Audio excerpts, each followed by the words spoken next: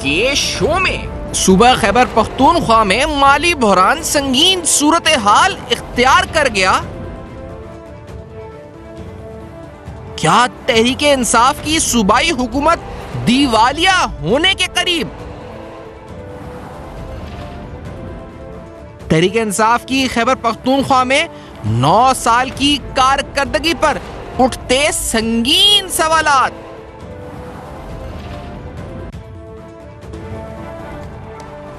अस्सलाम वालेकुम। पस पर्दा हक़ाइक़ सनसनीखेज़ इंकशाफ़ात प्रोग्राम बेनकाब में हूँ आपके साथ सफ़ान खान। नए आर्मी चीफ की तैनाती हो चुकी है। वो प्रोसीजर जिसको बड़ा कंट्रोवर्शियल बनाने की कोशिश की गई कि इसको डील किया जा सके, स्मूथ ट्रांजिशन ना हो, तरह तरह की अफवाहें, जहन साजी, नेगेटिव प्रोपेगेंडा, पूरा मुहिम साजी जिस तरह एक जमात करती है वो भरपूर तरीके से कोशिश की गई। पहले तो इमरान खान साहब ने ये तक कह दिया था कि इसके ऊपर हम खेलेंगे, उस चीज़ पर खेलेंगे जिसका ताल्लुक हमारे दिफा से है। ये उन्होंने कहा था जी कि हम खेलेंगे, मैं और सदर मेरी पार्टी के रुकन है तो हम इस पर खेलेंगे।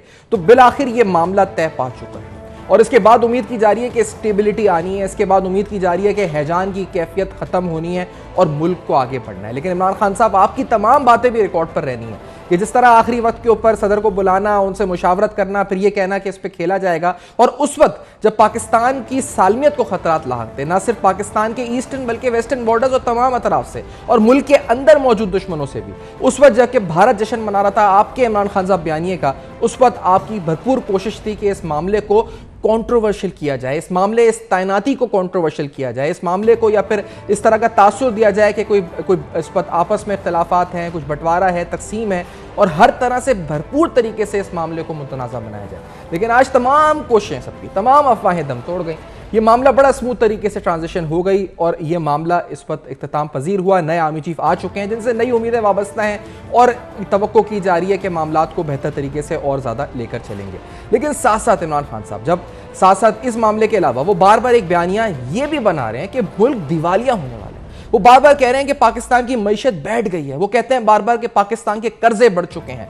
वो ये कह रहे हैं कि पाकिस्तान आगे खुदा ना खास्ता डिफॉल्ट करने जा रहा है, अपने बॉन्ड पेमेंट्स नहीं कर सकेगा, पाकिस्तान को माली मुश्किलात का सामना होगा। लेकिन आज के इस बेनकाब में आपको ये बताएंगे कि डिफॉल्ट अगर होने वाला है तो पाकिस्तान नहीं, इंशाल्लाह कभी डिफॉल्ट नहीं होना पाकिस्तान ने। लेकिन खुदा ना खास्ता खैबर पख्तूनख्वा के माली हालात और माली मुश्किलात इस कदर संगीन होते जा रहे हैं कि लगता यह है कि कहीं खान साहब आपकी हुकूमत जहां पर है पिछले 9-10 साल से, वही सूबा कहीं डिफॉल्ट ना कर जाए।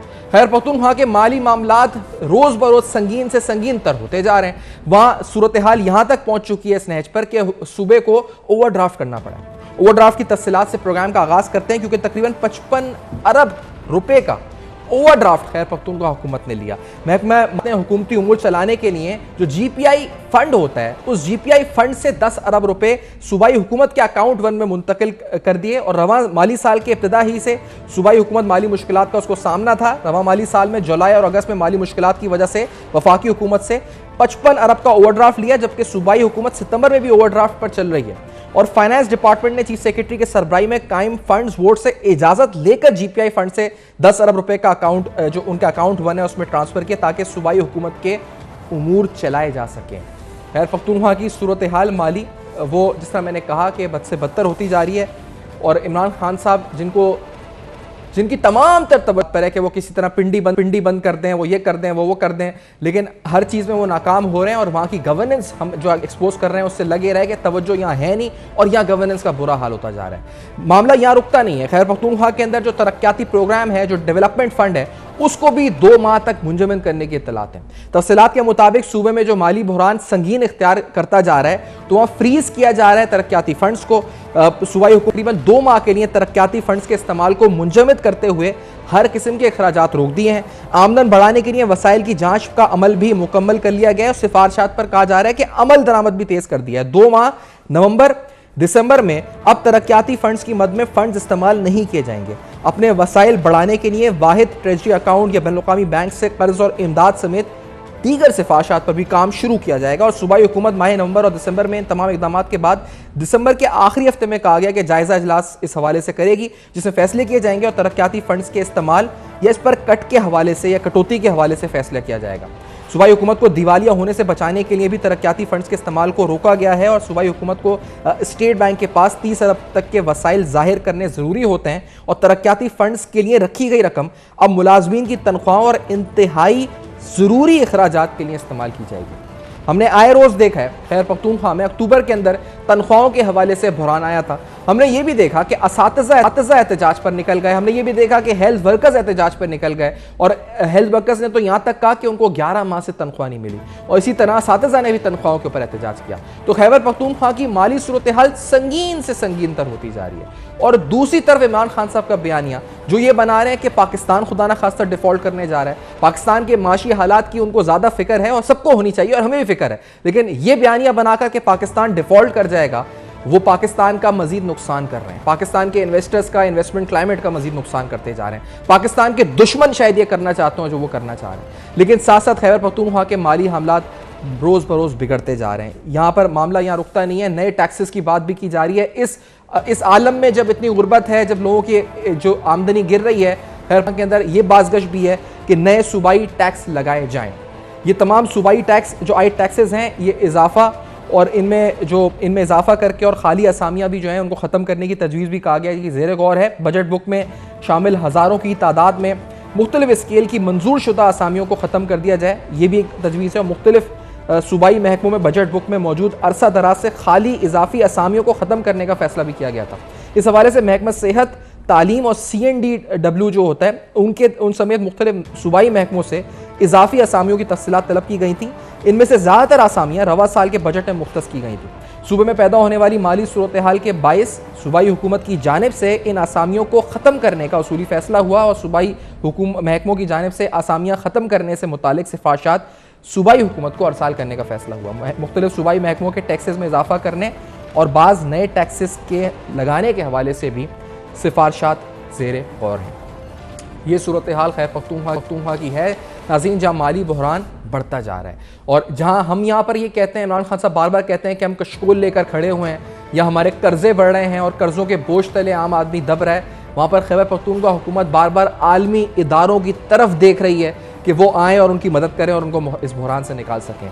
सियासत की जा रही है, ये सियासत की जा रही है कि वफाकी हुकूमत जिम्मेदार है इस बहरान की, लेकिन असल हकीकत से पर्दा डालने के लिए अवाम की तवज्जो और सबकी तवज्जो वफाक की तरफ डाली जा रही है कि पाकिस्तान खुदा न खास्ता डिफॉल्ट कर सकता है। पाकिस्तान की बॉल्ड यील्ड आज जो पाकिस्तान की CDS है वो आज 70 था, 75 हो गया, 80 हो गया। एक नंबर इमरान खान साहब ने याद कर लिया है कि वो इतना बढ़ गया, हम खुदा न खास्ता डिफॉल्ट कर जाएंगे और जब से उनकी हुकूमत गई है उन्हें यह नजर आने लगा है कि पाकिस्तान डिफॉल्ट कर जाएगा खुदा न खास्ता। और अगर डिफॉल्ट खुदा न खास्ता इसका कोई चांस नहीं है, होता भी तो इमरान खान साहब जिम्मेदार आप ही होंगे, क्योंकि आपकी गवर्नमेंट ने जो गर्दिशी कर्जे बढ़ाए, आपकी गवर्नमेंट में जो टैक्सेस के हवाले से हुआ, जिस तरह से हमने देखा कि माली इंतजामात के साथ बद इंतजामी की गई, वो सब जिम्मेदार होगा अगर पाकिस्तान खुदा न खास्ता डिफॉल्ट करता है। लेकिन आपकी खैबर पख्तूनख्वा की हुकूमत आलमी इदारों की तरफ देख रही है। हमने देखा कि खैबर पख्तूनख्वा ने स्टेट बैंक से कर्ज लेने के लिए बैनुल अक़वामी इदारों से तरक्याती फराहम करने की दरख्वास्त की। सूबाई हुकूमत खुद को दिवालिया से बचाने के लिए स्टेट बैंक के अकाउंट 1 में मुकर्रर हद से जायद रकम जाहिर करनी है, जिसके लिए अब वो बैनुल अक़वामी इमदादी इदारों से फंड्स जो है कहा जा रहा है कि लिए जाएंगे। रवा माली साल के लिए गैर मुल्की इमदादी इदारों की जानिब से तकरीबन 93 बिलियन रुपीस का तरक्याती फंड जो मुख्तस किया गया था और सूबाई हुकूमत अपने माली बहरान पर काबू पाने के लिए इस रकम को जारी अखराजात के लिए इस्तेमाल नहीं कर सकता, यानी करंट एक्सपेंडिचर्स में इसको यूज़ नहीं किया जा सकता। और सूबाई हुकूमत के पास ये रास्ता मौजूद है कि इस रकम को अकाउंट में मुंतकिल करते हुए खुद को दिवालिया होने से बचाए। सूबाई हुकूमत ने इमदादी इदारों से दरख्वास्त की है कि अपने मुख्तस तरक्याती फंड जारी कर दें और इस फंड को महकमा ख़जाना स्टेट बैंक में कायम अकाउंट 1 में मुंतकिल करते हुए खसारे को पूरा करने के लिए स्टेट बैंक से मज़ीद कर्ज हासिल कर लें। अब ये सूरत हाल नाज़रीन कर्ज के हवाले से है और हम ऑलरेडी ये भी जानते हैं कि कर्ज़ों के हवाले से जो इमरान खान साहब ने बयानिया बनाया है कि जो नून लीग और पीपल्स पार्टी का दौर रहा उसके अंदर कर्ज़ों में बेपनाह इजाफा हुआ। उन्होंने अपने दौरे हुकूमत में एक डेट कमीशन भी बनाया और कहा कि तहकीकात होनी चाहिए कि यह कर्जा कहाँ आया और किस तरह इस्तेमाल हुआ। लेकिन खुद पाकिस्तान तहरीक इंसाफ की गवर्नेंस के अंदर खैबर पख्तूनख्वा के कर्ज़ों में बेपनाह इजाफा हुआ, कर्ज़ों का हजम कई दुगना बढ़ गया और इमरान खान जो दूसरों की हुकूमत पर तनकीद करते रहे, खैबर पख्तूनख्वा की हुकूमत के कर्जे इस हद तक चले गए कि खुदा ना खास्ता अब कहा जा रहा है कि ये शायद दिवालिया के नहज पर है। खैबर पख्तूनख्वा में जो कर्जों का हजम है तारीख की बुलंद तरीन सतह पर है। बैरूनी कर्जों का हजम तारीख की बुलंद तरीन सतह तकरीबन 887 अरब 97 करोड़ रुपए तक पहुंच गया। 9 साल दौरे इक़्तिदार में सूबे को रिकॉर्ड 791 अरब रुपए के कर्ज तले जो है इस वक्त दबाया गया। मालियाती इदारों से मुआहिदों पर दस्तखत कर दिए गए। 2013 में दस्तावेजात के मुताबिक खैबर पख्तूनख्वा पर कर्जों का बोझ तकरीबन 97 बिलियन था और तहरीक इंसाफ के 9 साल दौरे हुक्मरानी में कर्जों का यह बोझ बढ़कर तकरीबन 887 अरब 97 करोड़ रुपए हो गया।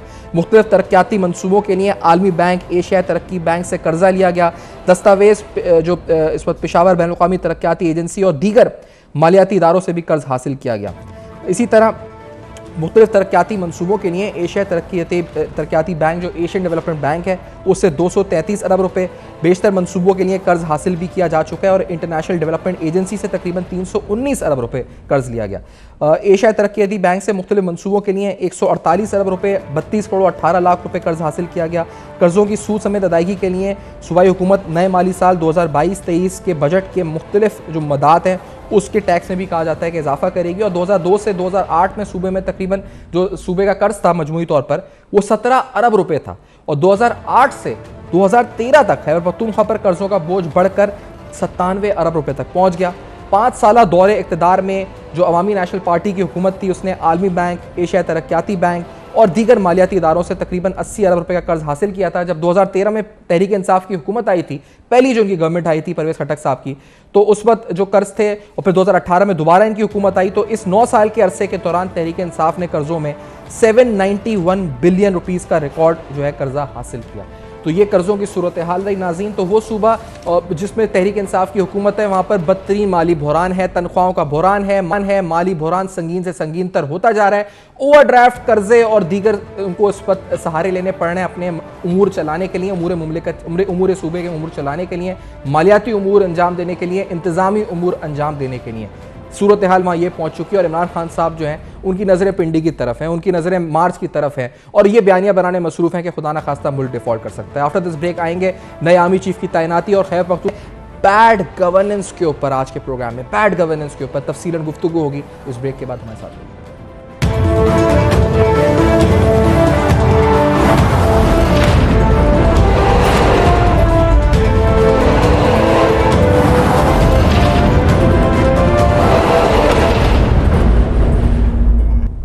Welcome back. आप देख रहे हैं बेनकाब। हमारे साथ इस्लामाबाद स्टूडियो में साले जाफ़र साहब सीनियर सहाफ़ी मौजूद हैं। डॉक्टर फ़र्रुख सलीम साहब माहिर हैं, माशी उमूर के तज़्ज़ियानिगार हैं, प्रोग्राम में साथ मौजूद हैं। दोनों को खुशामदीद कहते हैं। साले जाफ़र साहब आप फरमाइएगा, क्योंकि बार बार रिपीटेशन से और बार बार एक बात को रिपीट करने से, चाहे वो सच है या गलत है, इमरान खान साहब एक बयानिया बना लेते हैं। उनकी ये ताकत है, वो बयानिया बना रहे हैं। उन्होंने हर चीज़ पर आर्मी चीफ को मुतनाज़ा बनाने की कोशिश की, फिर ये बयानिया बनाया कि खुदा न खास्ता पाकिस्तान डिफ़ॉल्ट कर रहा है और बार बार दोहरा रहे हैं उस बात को।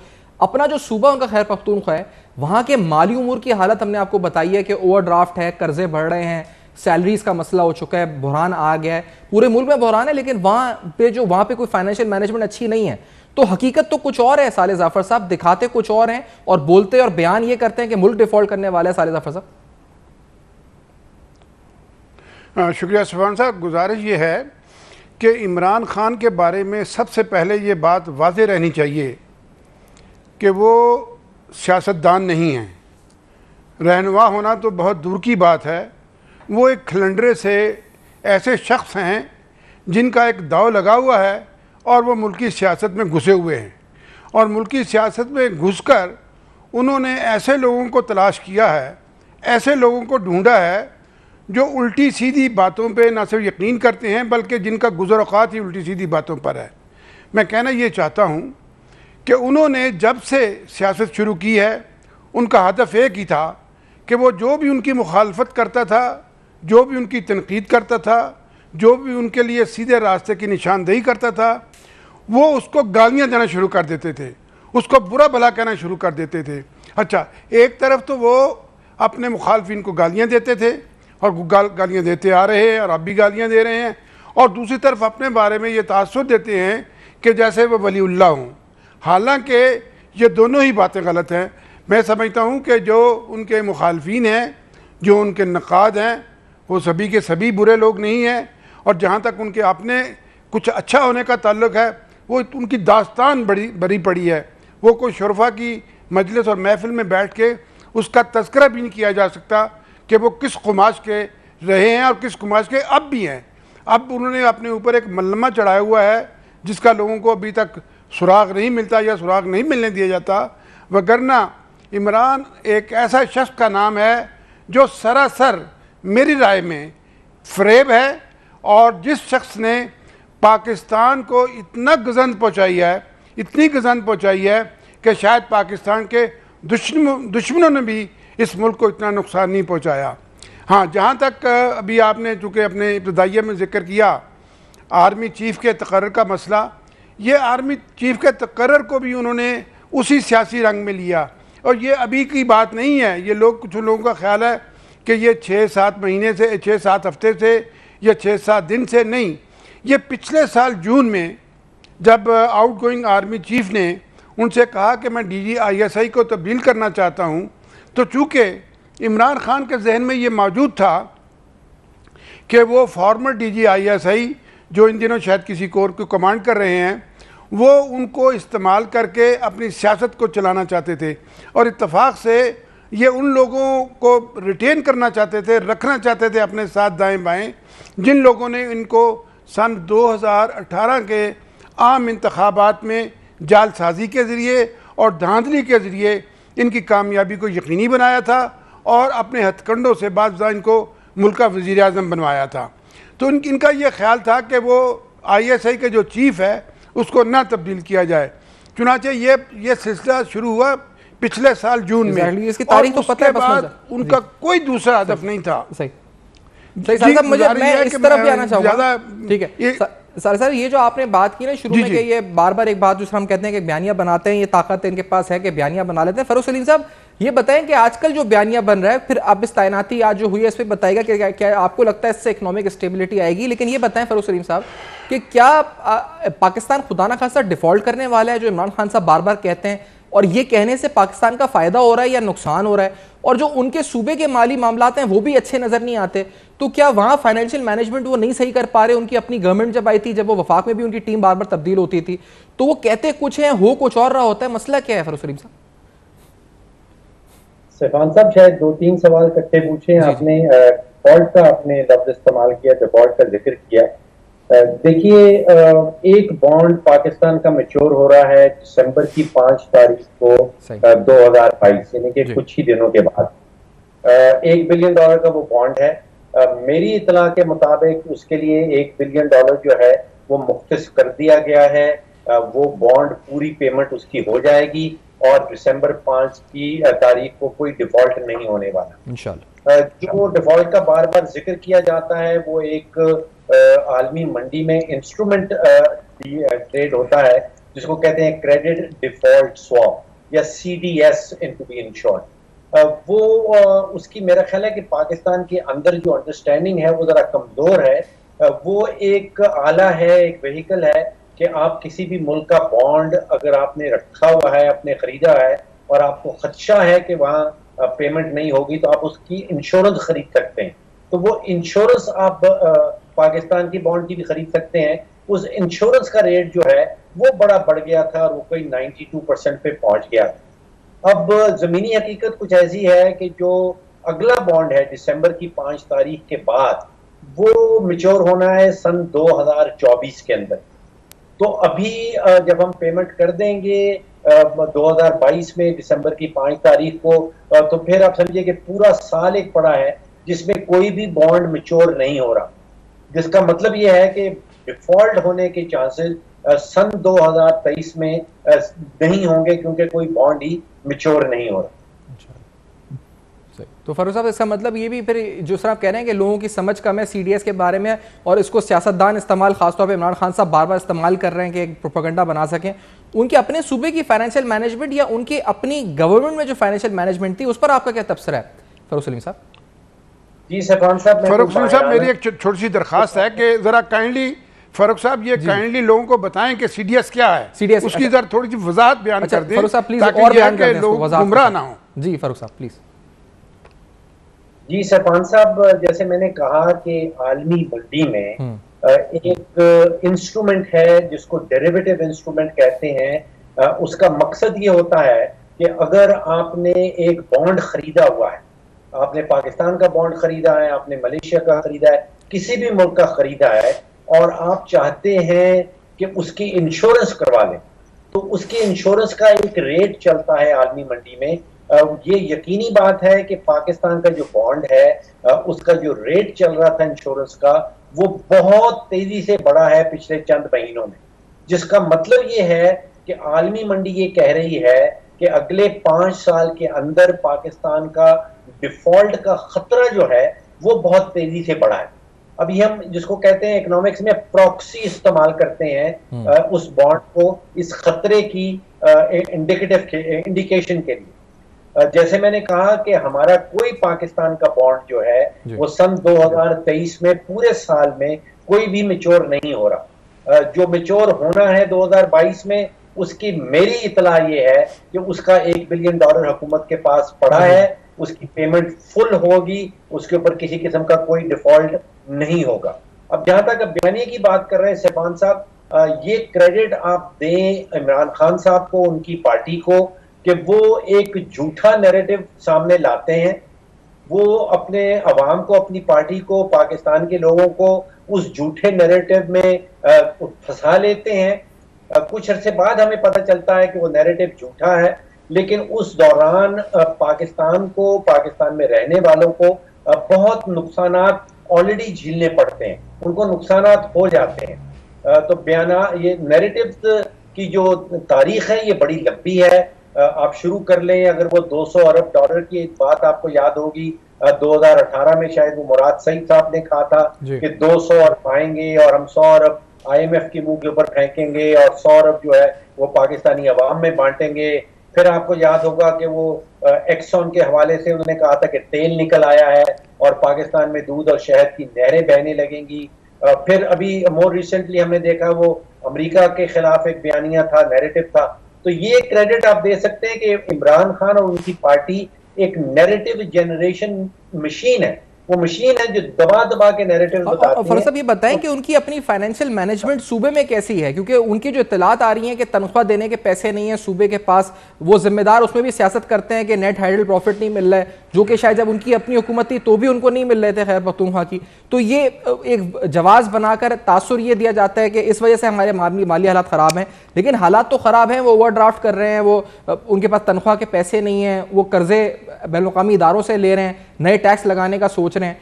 तो ये मैनेज नहीं कर पा रहे एक सूबा। तो ये मुल्क की बात करते हैं कि हम तब बदल देंगे, इसको मदीने की रियासत बना देंगे, दावे कर रहे हैं बड़े बड़े। फरूख साहब, सैफान साहब, खैबर पख्तूनख्वा की जो सूबे की अदाद-ओ-शुमार है उसके ऊपर मैं आपको कोई भी माहिराना राय नहीं दे सकता, क्योंकि उनको मैं गौर से नहीं देख रहा हूँ। ये बात पक्की है कि सारा का सारा इल्जाम जो है वो सिर्फ PTI की हुकूमत को नहीं जाता।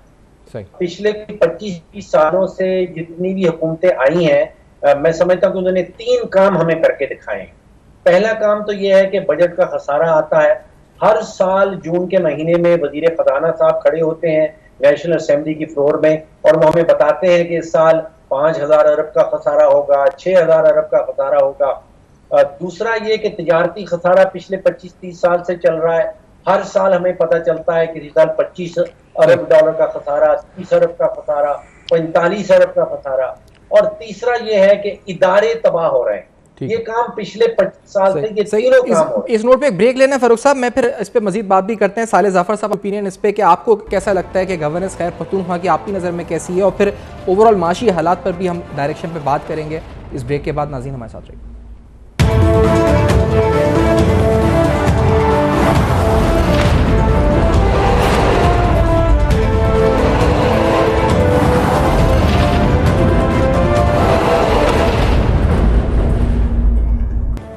Welcome back. आप देख रहे हैं बेनकाब, और आज बेनकाब में तफसीलन सूबा खैबर पख्तूनख्वा के माली मामलात का हमने अहाता किया है और सियासत इमरान खान साहब पे इस पर गुफ्तगू हो रही है। साले जाफर साहब ये फरमाइएगा कि जिस तरीके से CDS और दीगर हवाले से झूठा प्रोपेगेंडा गया पाकिस्तान की मईशत को खुदा न खास्ता डिफॉल्ट दिखाने के लिए, अभी उसको बेनकाब फ़ारूक सलीम साहब किस तरह वाज़ेह तौर पर कर रहे हैं, लेकिन अपने सूबे के मामलात तहरीक इंसाफ से नहीं संभल रहे। वहाँ के हालात ख़राब हैं, आप किस नज़र से देखते हैं वहाँ पर गवर्नेंस को?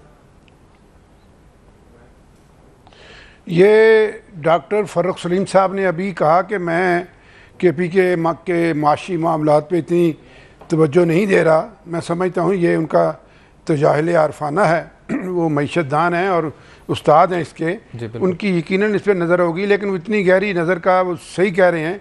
लेकिन KP से जो चीखें बरामद हो रही हैं, वहाँ से जो असातिज़ा चीखें मार रहे हैं, वहाँ पे जो मेडिकल स्टाफ जो चीखें मार रहा है, वहाँ पे जो सरकारी मुलाजमीन जो हैं जो रो पीट रहे हैं, उनकी जो आहो बका है वो तो यहाँ तक पहुँच रही है। वो तो हम मुसलसल सुन रहे हैं कि असातिज़ा ये कह रहे हैं कि उनको तनख्वाहें नहीं मिल रही, मेडिकल जो कारकुन है, तिब्बी अमला है, उनका ये रोना है कि उनको सैलरीज नहीं मिल रही, दवाइयाँ नहीं मिल रही, तालीमी अदारे जो हैं वहाँ पर सहूलतें वो फराहम नहीं कर रहे। और अब तो नौबत ये आ गई है कि वो सूबे में ये तासुर आम है। यहाँ पे लोग जो KP के वाले वो बताते हैं कि सूबे में ये तासुर आम है कि एक दिन आएगा कि वहाँ पर लोगों के लिए खाने पीने की चीज़ें नहीं मिलेंगी, इस तरह की किल्लत पैदा होने का ख़तरा पैदा हो गया है। और ये इत्तेफाक से वही सूबा है जहाँ पे मालम जब्बा का केस हुआ, जहाँ BRT का केस हुआ, जहाँ पे बिलियन ट्रीज़ का इशू चल रहा है, और जहाँ पर जंगलात की वसी पैमाने पर कटाई हुई, ज़मीनों का फ्रॉड हुआ। और ये हुकूमत जो बड़ी अपने आप को खालिस और बड़ी पाकबाज हुकूमत कहती है, इसके वज़ीर आला ने वहाँ पर तकरीबन कोई ज़िला ऐसा नहीं छोड़ा जहाँ पर उसने हाथ नहीं मारा। और अब हालत ये है कि वहाँ पर इनके जो वज़ीर आला हैं, जो मुरब्बी ख़ास हैं आपके इमरान खान साहब के, वो सूबे में दस्तयाब ही नहीं है। पिछले कम अज़ कम 6 महीने से वो सूबे के मुख्तलिफ़ इलाक़ों में जहाँ पर कोई वाक़यात होते हैं वहाँ पर वो पहुँचते ही नहीं हैं। और ये यहाँ से वहाँ पे उनके जो वज़रा हैं उनका भी कमो बेश यही हाल है। उनके जो वज़ीर मालियात हैं, अब आपको याद होगा जब ये पाकिस्तान का ये मामला चल रहा था IMF से, तो वो तजवीज़ दे रहे थे आपके साबिक़ वज़ीर ख़जाना को कि हम अपने जो महसूल जो हमारी फालतू रकूम होंगी जो हमने वफाकी हुकूमत को देनी है ताकि वो जो IMF का मुआहदा है उसके तहत हम पाबंद हैं, तो हम IMF को ये दे रहे हैं। और हालत ये है कि आपका जो सूबे का वज़ीर ख़जाना है वो IMF की यहाँ की जो लोकल रिप्रेजेंटेटिव है उसके साथ थ्रू था, उसको हर अंदर की बात बताया जा रहा था। लेकिन उस बदकिस्मती ये है कि वो वज़ीर ख़जाना अपने सूबे के हालात के बारे में इतना बेबस और लाचार था कि वहाँ से मासूम होने की और कोई आवाज़ नहीं आ रही। साहब, एक तरफ माली मामला इतने ख़राब हैं और दूसरी तरफ उधर का हेलीकॉप्टर तो रिक्शा की तरह इस्तेमाल होता है। कभी 1800 अफराद की फहरिस्त आती है कि लेके चले गए, फिर कानून बनता है कि वो कहते हैं कि ऐसा कानून बन जाएगा कि ये प्राइवेट टैक्सी बन जाएगा जिसका दिल चाहे इस्तेमाल करे। तो ऐसे सूबे के माली मामला तो ऐसे हैं, उधर हेलीकॉप्टर को उन्होंने बना दिया है, वो तो उन्होंने बना दिया है जी।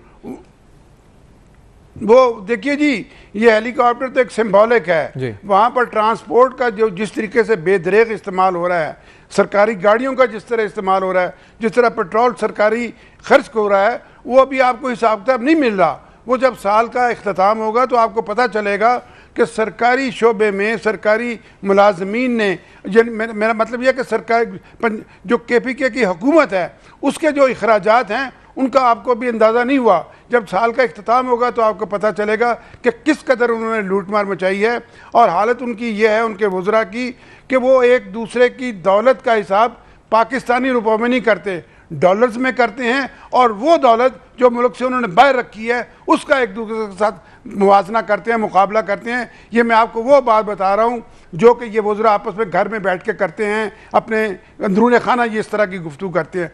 तो जब ये एक सूबे में जब इंतज़ाम ये हो और वफाक में उनका जो बैठा हुआ है लीडर, उसको परवाही कोई नहीं है, उसको इस बात, वो तो सिर्फ एक ही बात का तमन्ना ही है कि जब मैं लॉन्ग मार्च करूँ तो मुझे इतने हज़ार लोग आपने KPK सूबे से देने हैं, इतने लाठी बरदार देने हैं, इतने असला बरदार देने हैं। जब आपकी क़यादत का मतमा नज़र, आपका हदफ आपने अपने सूबे के बारे में यह मुकर्रर कर रखा हो, तो वहाँ के माशी हालात को किस तरह आप तवक्को कर सकते हैं कि वो दुरुस्त होंगे और वो ठीक हो सकेंगे। जी तो ये, और फ़ारूक साहब आपसे लास्टली पूछूंगा, क्या माशी सियासी इस्तेहकाम आज होने वाले अहम तरीन तैनाती के बाद आपको नज़र आता है मुल्क में आता हुआ? फ़ारूक साहब। अब मईशत का, बिजनेस का जो सबसे बड़ा दुश्मन होता है वो गैर यकीनी की फजा होती है। गैर यकीनी चाहे सियासी हो, एक गैर यकीनी जो थी उसका हल आज निकल आया है, यानी कि chief of the army staff की अपॉइंटमेंट जो है वो हो गई है। तो आप समझिए कि एक गैर यकीनी कम हो जाएगी। तो मैं समझता हूँ कि ये पॉजिटिव स्टेप है, लेकिन चैलेंजेस जो हैं मईशत के एतबार से वो बहुत बड़े हैं। हुकूमत के लिए जो सबसे बड़ा चैलेंज है वो डॉलर का एक संगीन शदीद किस्म का फुकदान है। अवाम के लिए जो सबसे बड़ा चैलेंज है वो महंगाई है। और जो कैपेसिटी मुझे नजर आती है, आप सोचिए कि जो सियासी ताकतें हैं, चाहे वो अपोजिशन हो या वो हुकूमत हो। वेलकम बैक, आप देख रहे हैं बेनकाब। आज तफसीरन खैबर पख्तूनख्वा के माली बहरान पर बात करी। वो बयानिया जो कि इमरान खान साहब बना रहे हैं, जिसके मुताबिक पाकिस्तान खुदा ना खास्ता दिवालिया हो सकता है, उस बयानिए का जो उस पर फेक नैरेटिव है उसको आपके सामने आज बेनकाब किया। साथ साथ असल सूरत हाल, असल माली बहरान खैबर पख्तूनख्वा में जो है उसकी तमाम तर तफसीलात आपके सामने रखी। नए आर्मी चीफ की तैनाती के हवाले से भी और क्या तवक्कुआत स्टेबिलिटी के हवाले से आगे चलकर हम एक्सपेक्ट करते हैं माशी तज़ निगारों से इस पर गुफ्त। फीडबैक फेसबुक, ईमेल्स और ट्विटर पर जरूर दीजिएगा। देखते रहिएगा। अब तक अपना बहुत ख्याल रखिए।